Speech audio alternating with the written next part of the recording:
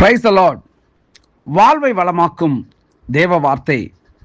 கலாத்தியருக்கு எழுதின நிருபம் 5ஆம் அதிகாரம் 24ஆம் வசனம். கிறிஸ்துவனுடையவர்கள் தங்கள் மாம்சத்தையும் அதன் ஆசை இச்சைகளையும் சிலுவையில் அறைந்திருக்கிறார்கள். அன்பான கர்த்தருடைய பிள்ளைகளே, இவை எல்லா விசுவாசிகளுக்கும் உரியது. வசனம் 2:20 நீங்கள் பார்ப்பீர்கள் என்று சொன்னால், கலாத்தியர் 2:20 கிறிஸ்துவுடனே கூட சிலுவையில் அறையப்பட்டேன், ஆயினும் பிழைத்திருக்கிறேன். இனி நான் அல்ல, கிறிஸ்துவே எனக்குள் பிழைத்திருக்கிறார்.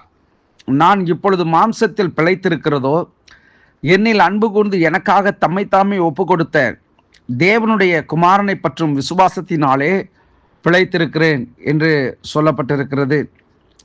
விசுவாசிகள் கிறிஸ்துவுடனே சிலுவையில் அறையப்படுவது குறித்து பேசுகிறார் பவுல். விசுவாசி செயல்படுவதை குறித்து அவர் பேசுகிறார்.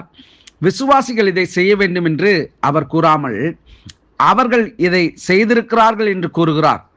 மனம் திரும்பி கிறிஸ்துவை ஏற்றுக்கொண்ட போது விசுவாசிகள் இதை செய்தார்கள். மனம் திரும்புதல் என்பது முந்தைய பாவ சுபாவத்தின் அடிமைத்தனத்திலிருந்து முழுவதுமாய் விசுவாசிகள் தங்களை பிரித்து கொள்வதை குறிக்கும். கிறிஸ்துவில் விசுவாசம் வைப்பது என்பது விசுவாசியின் இடத்தில் கிறிஸ்து மரித்தார் என்பதை காட்டுகிறது.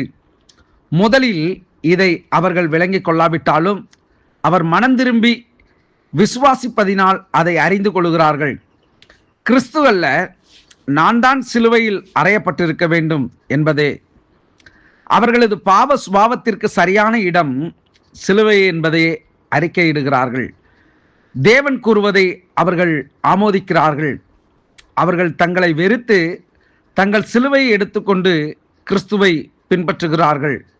மத்தேயு எழுதின சுவிசேஷத்திலே 10ஆம் அதிகாரம் 38-39 வசனம் சொல்கிறது, தன் சிலுவையை எடுத்துக்கொண்டு என்னை பின்பற்றாதவன் எனக்கு பாத்திரன் அல்ல. தன் ஜீவனை காக்கிறவன் அதை இழந்து போவான், என் நிமித்தம் தன் ஜீவனை இழந்து போகிறவன் அதை காப்பான் என்று சொல்லப்பட்டிருக்கிறது. இந்த நாளிலே 16ஆம் அதிகாரம் மத்தேயு 16:24 முதல் 26 வசனங்களை பார்ப்போம் என்றால், அப்பொழுது இயேசு தம்முடைய சீஷர்களை நோக்கி, ஒருவன் என்னை பின்பற்ற வர விரும்பினால் அவன் தன்னை தான் வெறுத்து தன் சிலுவை எடுத்துக்கொண்டு என்னை பின்பற்ற கடவன்.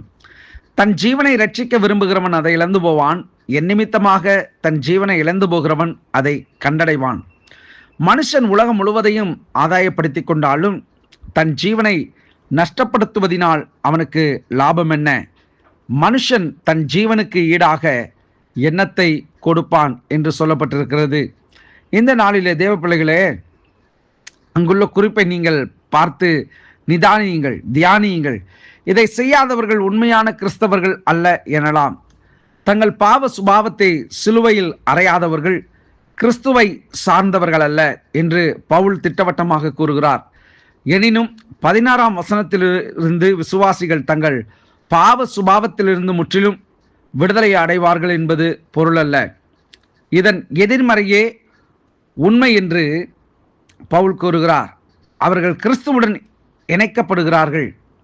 ரோமர் 6:4 முதல் 7 வசனங்களை நீங்கள் படியுங்கள். பாவ சுபாவம் விசுவாசிகளிடமிருந்து மரித்து அடக்கம் பண்ணப்படவில்லை. அது தொடர்ந்து அவர்கள் பழைய வாழ்க்கைக்கு போக ஏவுகிறது. வசனம் 17 நினைவில் வைத்துக் கொள்ளுங்கள். ஆகவே கிறிஸ்துவும் நாம் அனுதினமும் நமது சிலுவையை எடுத்துக்கொண்டு நடக்க வேண்டும் என்கிறார். லூக்கா 9ஆம் அதிகாரம் 23ஆம் வசனத்திலே, பின்பு அவர் எல்லாரையும் நோக்கி, ஒருவன் என்னை பின்பற்ற வர விரும்பினால் அவன் தன்னைத்தானே வெறுத்து தன் சிலுவை எடுத்துக்கொண்டு என்னை பின்பற்றி வர கடவன் என்று எழுதப்பட்டிருக்கிறது. இந்த நாளிலே தேவனுடைய பிள்ளைகளே, கிறிஸ்துவனுடையவர்கள் தங்கள் மாம்சத்தையும் அதன் ஆசை இச்சைகளையும் சிலுவையில் அறைந்திருக்கிறார்கள். ஆகவே நம்முடைய இந்த உலக பிரகாரமான ஆசைகள் எதுவாக இருந்தாலும் நாம் கிறிஸ்துவுடனே கூட சிலுவையில் அறையும்படிக்கு நம்மை அர்ப்பணிப்போம், ஜெபிப்போம். நல்ல தகப்பனே, இந்த நாளிலே எங்கள் வாழ்க்கையை உம்முடைய கரத்திலே ஒப்பு கொடுக்கிறோம். உம்மை நாங்கள் பின்பற்ற வர விரும்புகிறோம்.